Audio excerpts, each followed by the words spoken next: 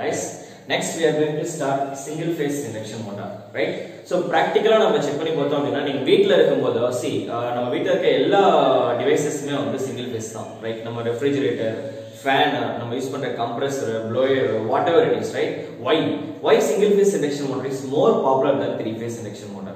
Actually the reason வந்து என்ன அப்படினு பாத்தீங்கன்னா இது ரொம்ப எகனாமிக்கலா இருக்கும். சிங்கிள் ஃபேஸ் இண்டக்ஷன் மோட்டார் வந்து three phase induction motor compare பண்ணும்போது இட் இஸ் மோர் எகனாமிக்கல். அதே மாதிரி மெயின்டெனன்ஸ் வைஸ் வந்து பாத்தீங்கன்னா ஈஸியா நம்ம மெயின்டெனன்ஸ் பண்ணிக்கலாம்.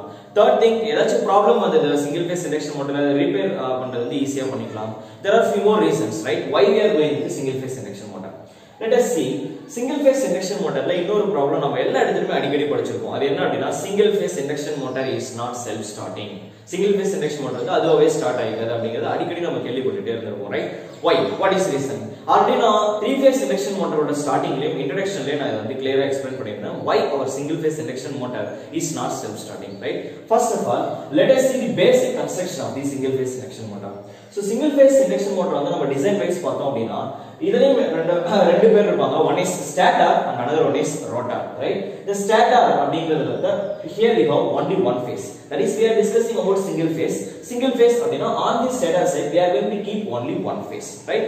அடுத்ததா when I am comparing this single phase induction motor with the three phase, here we are using on the stator side I am giving preference for concentric coils, right? The concentric coils வந்து நம்ம single phase induction motorல use பண்றதுக்கு there are two reasons. Reason number 1 என்னன்னு பாத்தீங்கன்னா concentration coil வந்து concentric coil வந்து நம்ம use பண்ணோம் அப்படினா எவ்வளவு ஸ்லாட்ஸ் வந்து நம்ம ஸ்டாட்டர்ல லொகேட் பண்ணுமோ அவ்வளவு நம்பர் ஆஃப் போல்ஸ் வந்து நமக்கு இருக்கும். சோ நம்ம என்ன பண்ணிக்கலாம் அப்படினா the number of turns வந்து எவ்வளவுக்கு எவ்வளவு நமக்கு அதிகமா வேணுமோ இல்ல கம்மியா வேணுமோ அது ஈஸியா வந்து நம்ம அட்ஜஸ்ட் பண்ணிக்கலாம். So the number of turns per phase can be easily adjustable. And second one பாத்தீங்க அப்படினா in case of single phase induction motor in concentration coil வந்து concentric coil almost வந்து நம்மளோட EMF வந்து எப்படி இருக்கும் அப்படினா that is nearer, that is magnetomotive force வந்து nearly sinusoidal, right? So these are the two reasons why we are going with the concentric coil on the stator side.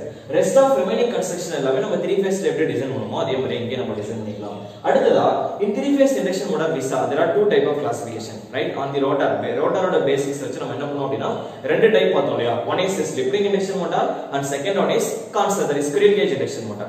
ஆனா இங்க நம்ம என்ன பண்ண போறோம் அப்படினா we are going to design our single phase induction motor only with the help of squirrel cage, right? அப்ப squirrel cage வச்சு நம்ம போறோம் அப்படினா we also know few more advantages of squirrel cage, right? Squirrel cage வந்து நம்ம என்ன பண்ணிருப்போம் அப்படினா on the rotor side, right? நம்ம என்ன பண்ணிருப்போம் காப்பர் பார்ஸ் எடுத்து அந்த காப்பர் பார்ஸ் எல்லாத்தையுமே அப்படியே ஒரு cylindrical shapeல கொண்டு வந்தோம். We are short circuiting the copper bar on both sides, right? So அப்படியே நம்ம short circuit பண்ணும்போது நம்ம என்ன பண்ணிருப்போம் அப்படினா this short circuited copper bars are getting tilted by an angle of 60 degree, right? So practically சொல்லணும் அப்படினா the value is 60 degree. ஆனா this giving angle is vary, right? Okay, fine. நம்ம ஏன் வந்து இந்த மாதிரி டில்ட் பண்றோம் காப்பர் பார்ஸ் இந்த மாதிரி நீங்க டில்ட் பண்ணீங்க அப்படினா ஸ்டாட்டருக்கும் ரோட்டருக்கும் நடுவுல மேக்னெட்டிக் லாக்கிங் வராது. நான் ஏற்கனவே சொல்லிருந்தேன் இல்லையா three phase induction motor we saw a drawback that is called magnetic locking. அந்த magnetic locking வந்து நம்ம எப்படி அவாய்ட் பண்றதுன்னு பார்த்தோம். So by tilting it, right? So இந்த மாதிரி ஸ்கியூ angle வச்சு நம்ம டில்ட் பண்றது மூலமா on the rotor side we can avoid the magnetic locking, and second thing we can produce smooth torque, right? So torque வந்து எப்படி இருக்கும் அப்படினா ஸ்மூத்தா இருக்கும். அதாவது மெஷின் வந்து எப்படி இருக்கும் அப்படினா single phase induction motor வந்து noiseless ஆ இருக்கும், right? Okay. These are the two more reasons why we are going with this squirrel cage. Okay, up to now everything is perfect. That is the construction. Let us enter into the induction motor. Why our single phase induction motor is not self starting, right? ஏன் வந்து இது self starting இல்ல அப்படினா see the single phase induction motor நான் first என்ன பண்ணிக்கிறேன் அப்படினா number of turns எடுத்து காயில் வந்து டிசைன் பண்றேன். This is my physical representation. Number of turns வந்து என்ன ஆகும் அப்படினா they are being displaced at an angle of cos alpha. So நம்ம number of turns வந்து n into cos alpha ல ரெப்ரசன்ட் பண்ணுவோம். Next, the current entering into the coil, that is Im into cos omega t, right? To obtain the maximum current at the time of starting itself, அதாவது maximum torque production காக இனிஷியலா வந்து நான் cosine ல இருந்தே போறேன். ஸ்டார்டிங்ல maximum torque எவ்வளவு ப்ரொடியூஸ் ஆகுமோ அந்த பாயிண்ட் வந்து நான் போயிடுறேன். So I am going with the cosine, right? You can also go with the sine. Don't get confused. cos கூட தான் போகணுமா அப்படினா கன்ஃபியூஸ் பண்ணிக்காதீங்க. You can also go with the sine. There is no big difference, right? So எடுத்துட்டு I would like to know the MMF, right? அதாவது எவ்வளவு magnetomotive force வந்து காயில்ல வந்து டெவலப் ஆகுது அப்படிங்கறத ஃபர்ஸ்ட் நான் கால்குலேட் பண்றேன். So number of turns எடுத்து நான் வைண்டிங்ல பிளேஸ் பண்றேன், right? So physical representation, that is n into cos alpha. Next the entire current வந்து நம்ம sinusoidal current தான். So we can represent it by Im cos omega t or sin omega t. ரெண்டுத்தையும் multiply பண்ணிங்க அப்படினா எவ்வளவு MMF வந்து மெஷின்ல develop ஆகுதோ அத நம்ம கால்குலேட் பண்ணிடலாம். That is called magnetomotive force, MMF, that is being developed inside the induction motor. அப்ப நான் ரெண்டுத்தையும் மல்டிப்ளை பண்ணா அப்படினா எனக்கு என்ன கிடைக்கும்னா n into Im, that is is N into I is nothing but maximum magnetomotive force. அப்ப ரெண்டுத்தையும் மல்டிப்ளை பண்ணி இவங்க ரெண்டு பேரையும் மல்டிப்ளை பண்ணி நம்ம இந்த ஈக்குவேஷன் கொண்டு வந்துடலாம். இதுல வந்து N into I க்கு பதிலா நம்ம Fm சப்ஸ்டிட்யூட் பண்ணலாம். That is F is equal to Fm into cos alpha into cos omega t. This is known as magnetomotive force. Induction motorல டெவலப் ஆகுற magnetomotive force. Let us coming back. இந்த magnetomotive force வந்து நம்ம resolve பண்றோம். அப்படி resolve பண்ணும்போது எனக்கு என்ன கிடைக்குது அப்படின்னா whenever நம்ம 3 phase induction motorல பார்த்த மாதிரியே ஒரு காயிலுக்குள்ள நம்ம கரண்ட் வந்து இன்ஜெக்ட் பண்ணும்போது ஒரு per phase ஒரு பேஸ் வழியா நம்ம கரண்ட் வந்து பாஸ் பண்ணும்போது உள்ள டெவலப் ஆகுற MMF என்னவா ஆகும் அப்படினா ரெண்டு காம்போனன்ட் வந்து ரிசால்வ் ஆகும் ரைட் அது ரெண்டா ரிசால்வ் ஆயிட்டு one will rotate in the forward direction another one will rotate in the reverse direction that is opposite directionல rotate ஆகுது அதே தான் எனக்கு திரும்ப கிடைச்சது see that we all know cos A cos B அத அப்படியே எக்ஸ்டெண்ட் பண்ணுங்க cos A plus B plus cos A minus B divided by 2 right so இது வந்து எனக்கு என்ன கிடைக்குதுன்னா I am getting two torque right one is one magnetomotive force that will be developed in the forward direction another one magnetomotive force will be developed in the reverse direction right அப்ப என்ன இருக்கு in result induction motor குள்ள ரெண்டு magnetomotive force வந்து develop ஆயிருக்கு one is backward another one is forward and one more thing you have to carefully observe here ரெண்டு இடத்துலயுமே maximum magnitude எவ்வளவு பாருங்க Fm/2 இதுக்கும் Fm/2 தான் right இந்த Fm/2 உள்ள மல்டிப்ளை பண்ணீங்க அப்படினா ரெண்டு காம்போனன்ட்டோட magnitude ஈக்குவலா இருக்கும் so what is the conclusion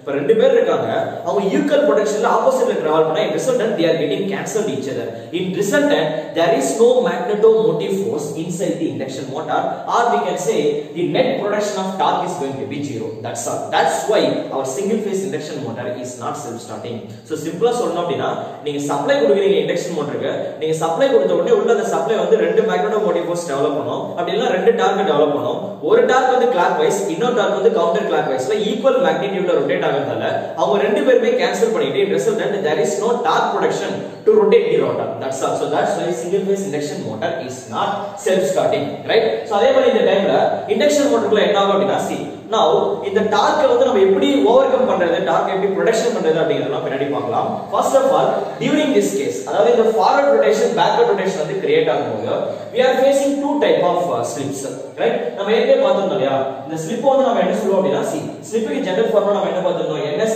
nr/ns we saw in three phase induction motor right so relative speed வச்சு நம்ம என்ன பண்ணிருந்தோம் அப்படினா ஸ்லிப்புக்கு வந்து ஈக்குவேஷன் கொண்டு வந்திருந்தோம் அது வந்து எதுக்கு அப்படினா this is normal slip or forward slip அதாவது induction motor வந்து forwardல ரொட்டேட் ஆகுது அதுல நம்ம கிடைச்ச ஸ்லிப் வந்து இது சப்போஸ் கேஸ் நம்பர் 2 அப்படினா backward slip அதாவது forward slip அப்படினா என்ன rotating magnetic field-உம் rotor direction-உம் ஒரே direction-ல இருக்கும் that is forward slip ஒருவேளை rotating magnetic field rotor direction வந்து opposite-ல வந்துச்சு அப்படினா in resultant we have to add this to slip நான் என்ன சொல்லிருந்தேன் இல்லையா rotating magnetic field-ஓட வேல்யூவும் rotor-உம் ஒரே direction-ல rotate ஆச்சு அப்படினா if two trains are traveling in the same direction in resultant their relative speed is going to be subtraction அவங்க ரெண்டு பேரும் செப்பரேட் பண்ணுவாங்க suppose if one train is traveling in the left side another one train ஒரு train வந்து right side இன்னொரு train வந்து left side-ல வந்துட்டு இருந்தது அப்படினா in resultant அவங்களோட relative speed நம்ம என்ன பண்ணுவோம் ரெண்டு பேரும் ஆட் பண்ணுவோம் that's a very simple அப்ப backward slip forward slip ஒரு டார்க் ஃபார்வர்ட்ல ப்ரொடியூஸ் ஆகுது அதோட ஸ்லிப் இங்க நான் எழுதிருக்கேன் இன்னொரு டார்க் வந்து நம்ம ஃபார்வர்ட் ரொட்டேஷனுக்கு ஆப்போசிட்ல ஸ்லிப்